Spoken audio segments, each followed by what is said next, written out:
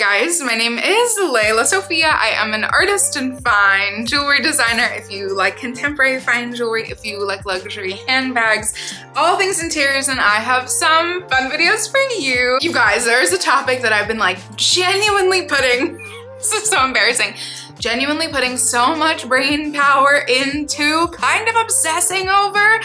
I've made a list of pieces that if I were to completely start over, if I were to literally have never purchased a whatever we want to call it, luxury, designer, something in that tier handbag before, what would I start out with? And what, knowing now after collecting for the last like 10, 11, 12 something year, maybe like 15 years, I don't know, long time, after collecting for a really long time, over a decade we can say, what are the things that I would want if I were to give myself advice and have to start over? First and foremost, if you guys are new here, thank you so much for tuning in. I can't wait to see you in all of my future videos. Make sure that you like this video, subscribe to my channel, follow me on Instagram at lelasophia jewelry. I put out videos 3 days a week, and so I cannot wait to see you guys in the next one. Okay, this is literally sparked by a video. I hope I can find it. If not, just imagine here, this is sparked by a video of somebody's bag collection that I was like, that's an amazing bag. Hey, I wanted that bag. Wait, why don't I have this bag in my collection? And honestly, then like we can see the snowballs in my brain. The snowball just kind of like happened from there. I look at so many bag collections all the time just because of like how my TikTok and Instagram are curated, my For You pages and whatever shows up. And I had this like realization because some of the bags I was like, wait, I did really want that bag. Why didn't I get that bag? And then I realized I have gotten to the level, which is not like necessarily a positive or negative thing. It's just, let's look at it as neutral. I am such, like, I clearly use my bag collection and all of my collections and my furniture and my home and everything and my jewelry. I use that as such a good outlet of my, curatorial, brain and my double Virgo-ness. And I really...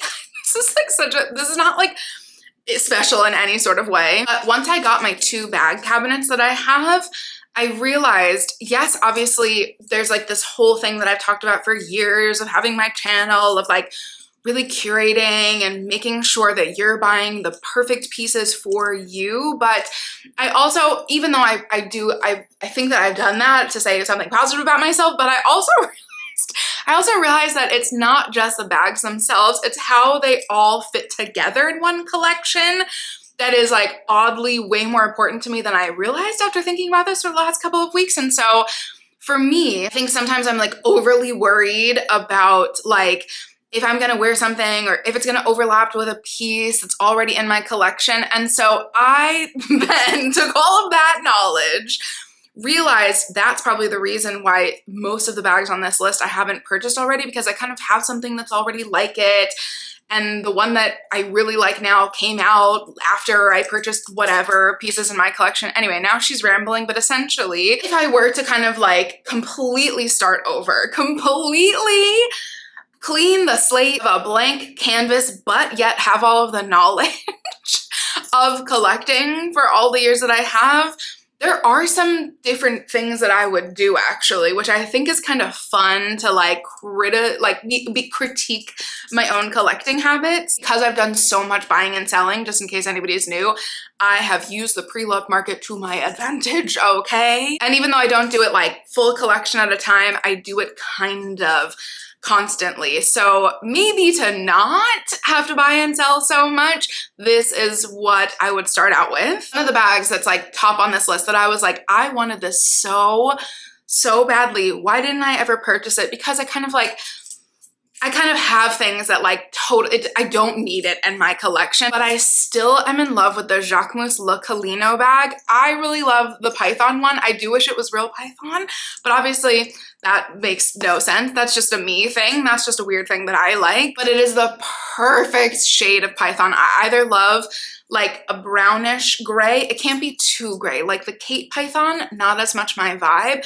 I don't like the orange Python. The brown Python that Jacquemus did with Le Calino, oh my god, like it is so cute. It's so perfect.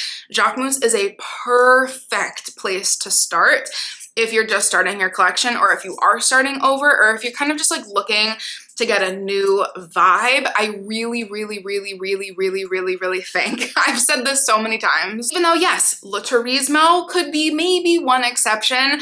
It's very Margaux coded, but other than that, I really actually think that Jacquemus comes out with genuinely original, unique, very, very kind of forward-facing bag styles, and Le Calino is absolutely one. It's a great place to start, obviously not only because of the price, but because it's like, will actually work. It's minimal, but still fashion-y. I think it's an amazing bag. And this is not me like ticking off like, oh, you need one evening bag and one clutch and one whatnot. It has a little bit of that vibe in it, but I kind of just actually went with pieces that I really want, that I just don't need, that I'm not going to go for yet unless I convince myself from watching this video back. But another perfect one that like, I have so many of these kinds of bags, but I am obsessed with this option, the Alaïa Le Teckel clutch. I totally admit that I have not liked the Alaïa Le Teckel bag. Turns out it was just the handle for me. Something about the actual shape of the handle, not even the ratio. Regardless, stupid things. I'm very visual if you can't already tell. But as soon as they chopped that handle off, I said, hold the phone, do I need this still? I'm already convincing myself. That took about 3 seconds. Already convincing myself, because I truly think if you were to start your collection over, this would be so iconic. Alaïa, again, like we're going to step up from Jacquemus. The quality is amazing. There's so many different colors. I love the suede. I really am like, do I need the suede black one? The baby pink. Oh my God, the like maroony wine color, maroon. The red, deep red wine color is so gorgeous. If you are looking for like the most perfect, it doesn't even have to be evening. Like it's kind of edgy. It can be day, it can be popping around. This again, forward facing, yes, trendy, but like these are bags also, wow, I'm realizing, oh, okay, I'm now just analyzing myself. A lot of these bags are very trendy, but I think for good reason, if that makes sense. So maybe I'm kind of just thinking of these as like, okay, these are the bags that are worth the trend. This one, I think top tier. I love the shape. I love the handle, the Alaïa Le Teckel clutch. Yes, she is that girl. And then I thought to myself, there is one bag that has a bit eluded me, okay? That I have said so many times, I just don't need in my collection. I live in New York. I don't like an open bag as much as I like a closed bag. I've been very much so into my mini bags, but there's one bag that could kind of like do it all, okay? There's one bag that could do it all, even though I've always been partial to a Margaux 17, because that's the OG.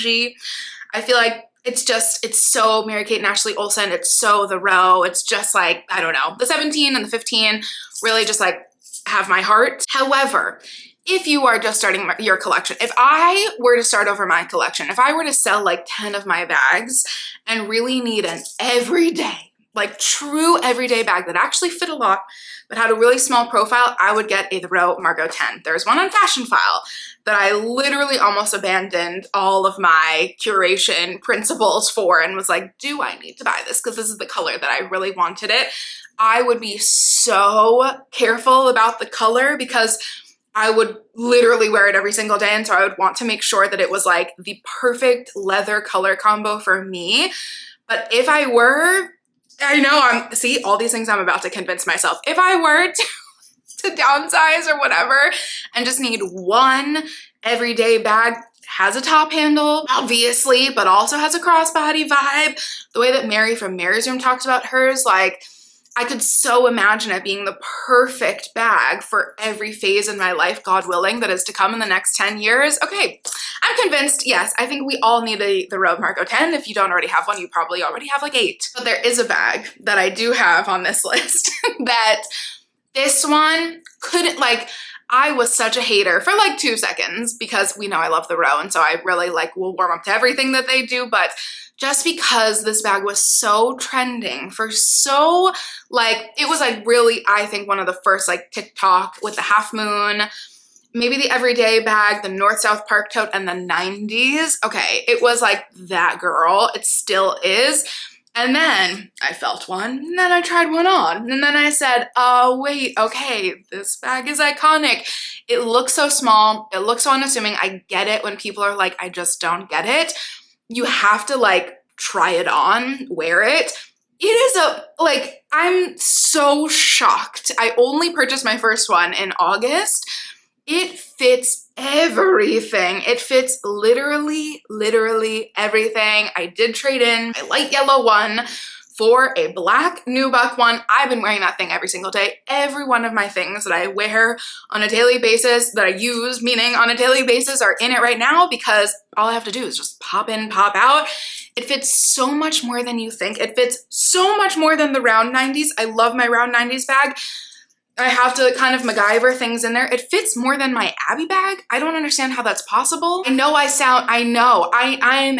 admit that I am just like obviously a massive fan of the Row, okay? And I will do it. I really think that they can do no wrong. But when I tell you they knew what they were doing with the proportions of that bag, because it fits so much and yet has the smallest profile pretty much of any of my bags, except for my mini Loro Piana, it is perfect anyways. I recommend that to everybody. And most people that I see on TikTok, which I know is a very curated group of people, most people that I see that have like a real collection have at least two in two different colors. And yeah, I could see myself getting there one day. This one you could trade out for the Alaïa, so I'll just say it quickly.